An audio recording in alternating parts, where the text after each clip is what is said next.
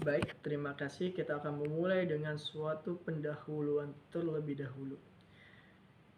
Sebelum kita memasuki mengenai apa itu inovasi, secara tradisional kita harus mengetahui juga, sektor publik biasanya seperti BUMN memiliki fleksibilitas yang relatif rendah dalam manajemen inovasinya dibandingkan dengan sektor koperasi atau perusahaan yang memiliki badan hukum yang sah, di mana keengganan sektor publik ini untuk menerima inovasi terkait erat dengan sejarah dan karakteristiknya, yang dimana juga kita tahu bahwa BUMN ini lebih terfokus pada tujuannya itu adalah untuk kepentingan masyarakat, kepentingan publik, dibandingkan dengan sesuatu yang berhubungan dengan profit, yang biasanya ini juga menjadikannya menjadi statis atau diam dan formal.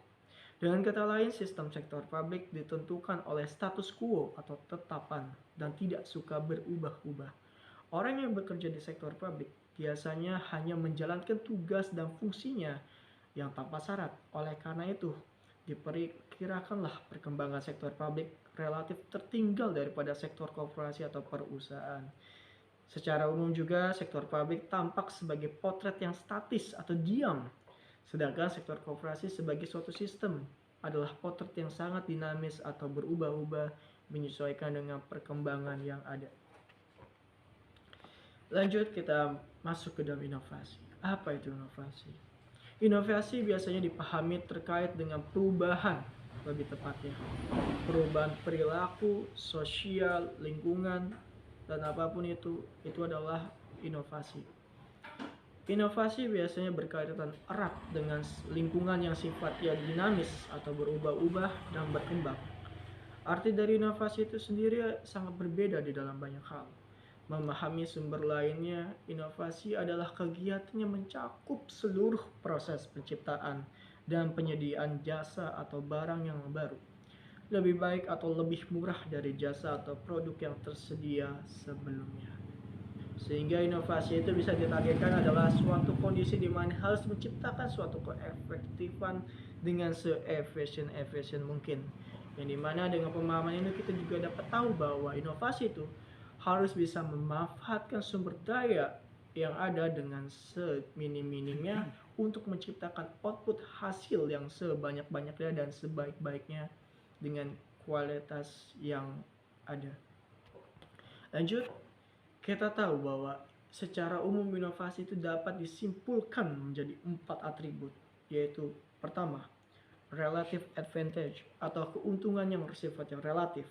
Sebuah inovasi harus mempunyai keunggulan dan nilai lebih dibandingkan dengan inovasi sebelumnya, yang dimana inovasi itu harus terjadi ketika suatu barang atau jasa yang kita sediakan kepada orang lain, yang kita tawarkan ke orang lain, harus bisa menjadi lebih baik daripada barang-barang sebelumnya, sehingga akan menarik para pelanggan atau para peminat untuk mencoba dari kualitas inovasi yang kita tawarkan kepada mereka mengenai barang atau jasa. Yang kedua adalah compatibility atau kesesuaian. Inovasi juga sebaiknya mempunyai sifat compatible atau sesuai dengan inovasi yang digantinya.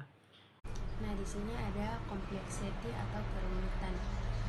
Inovasi ini mempunyai kerumitan yang sangat tinggi dibandingkan dengan inovasi sebelumnya. Ada juga tentang triability atau kemungkinan dicoba. Nah, inovasi ini diterima padanya apabila telah terjadi dan terbukti dan mempunyai keuntungan atau nilai lebih dibandingkan inovasi lainnya. Ada juga tentang karakteristik inovasi. Juga relatif berbeda dengan inovasi di sektor bisnis. Ya, tujuannya yaitu proses ini biasanya untuk mendekatkan inovasi kepada pengguna. Hambatan penemuan diidentifikasi terdapat 8 jenis. Salah satunya yang dimaksud menggunakan budaya risk aversion, merupakan budaya yang menyukai risiko. Hal ini berkenan menggunakan sifat penemuan yang mempunyai segala risiko termasuk risiko kegagalan. Dan selanjutnya faktor penghambat inovasi. Inovasi tidak terjadi secara mulus atau tanpa resistensi. Banyak dari kasus inovasi diantaranya justru terkendala oleh berbagai faktor. Nah, biasanya yang menjadi berbagai faktor yaitu faktor penghambat terbesar dalam mengoperasikan itu yaitu budaya. Inovasi dan pemerintah. Sektor publik harus selalu berinovasi disebabkan oleh beberapa hal. Yang pertama, demokrasi. Yang kedua, perjanjian internasional atau globalization. Yang ketiga, brain drain. Yang keempat, negara pasca konflik, demokrasi dan ekonomi transisi. Yang kelima, moral pegawai negeri. Yang keenam, sumber baru persaingan, privatisasi dan outsourcing. Dalam hal inovasi di sektor publik, pemerintah memainkan 3 peran kebijakan dalam inovasi, yaitu inovasi publik, sebuah arahan baru dan inisiatif kebijakan, political innovation, inovasi dalam perumusan kebijakan untuk menumbuhkan dan difusi inovasi, atau innovation development and diffusion policy. Difusi inovasi politik mengacu pada 2 kejadian penting determinan, yaitu determinan internal dan difusi regional. Determinan internal dan determinan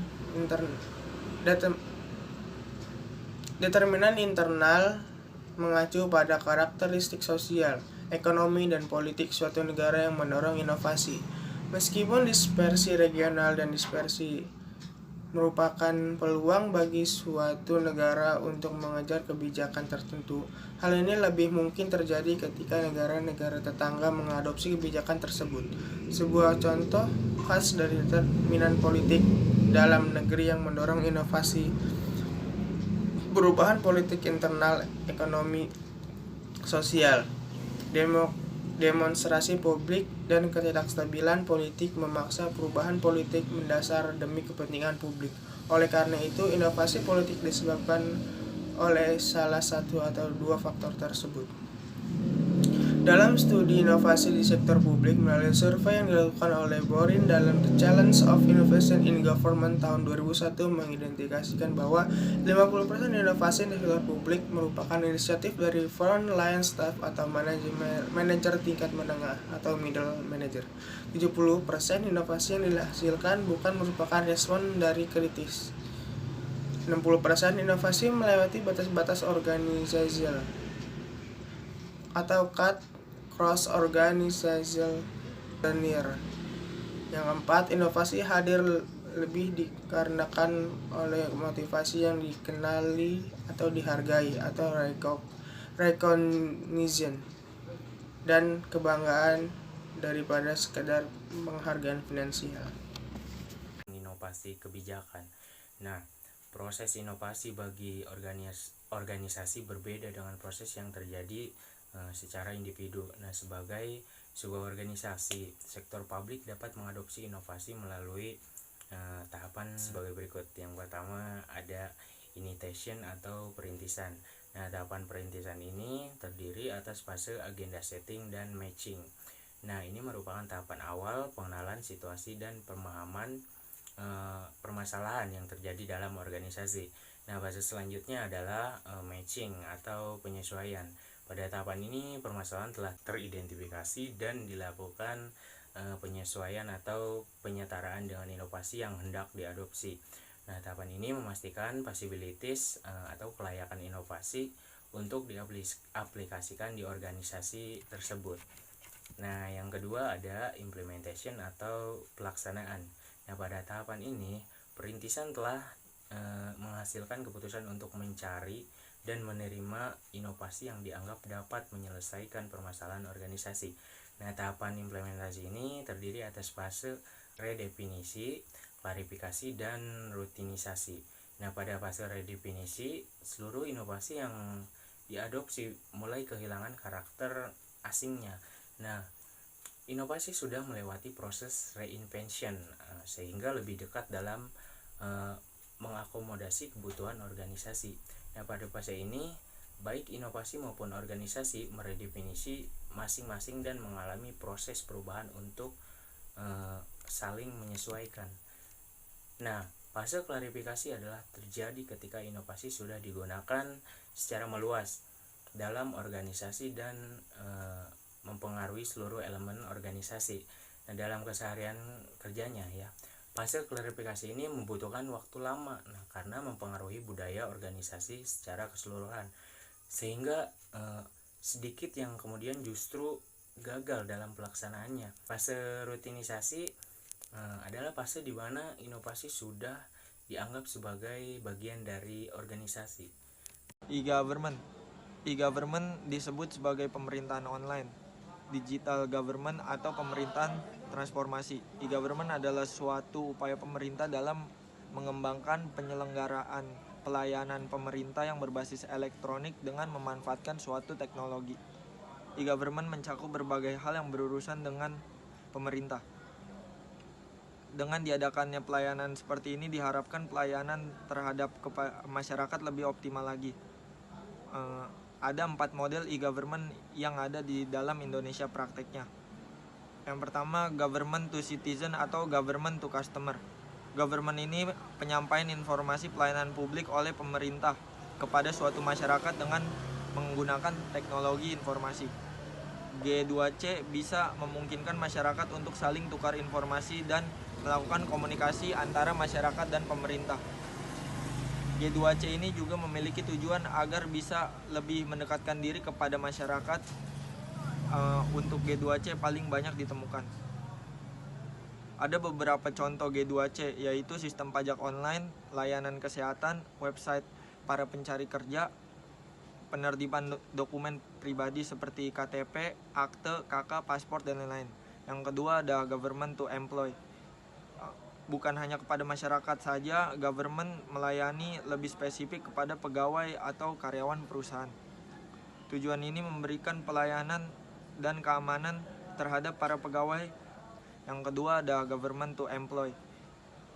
Bukan hanya kepada masyarakat saja, government melayani lebih spesifik kepada pegawai atau karyawan perusahaan. Tujuan ini memberikan pelayanan dan keamanan terhadap para pegawai dan karyawan. Contohnya seperti BPJS Kesehatan, BPJS Ketenagakerjaan, dan pensiun. Government to business. Pemerintah sudah seharusnya membuat lingkungan bisnis yang benar-benar kondusif dalam suatu negara supaya para pelaku industri bisa aman serta nyaman dalam menjalankan bisnis. Para pebisnis akan banyak berinteraksi dengan pemerintah. Untuk itu, perlu membuat hubungan yang baik antara keduanya. Contoh penerapan government to business di Indonesia saat ini seperti pajak perseroan, pengurusan pendaftaran perusahaan, peraturan pemerintah, hak paten merek dagang, izin usaha, dan lain sebagainya. Government to government, komunikasi dan pertukaran informasi yang dilakukan antar departemen atau antar lembaga satu sama lainnya. Kelebihan e-government masing-masing memiliki kelebihan dan kekurangan dalam penerapannya. Berikut kekurangan dan kelebihannya.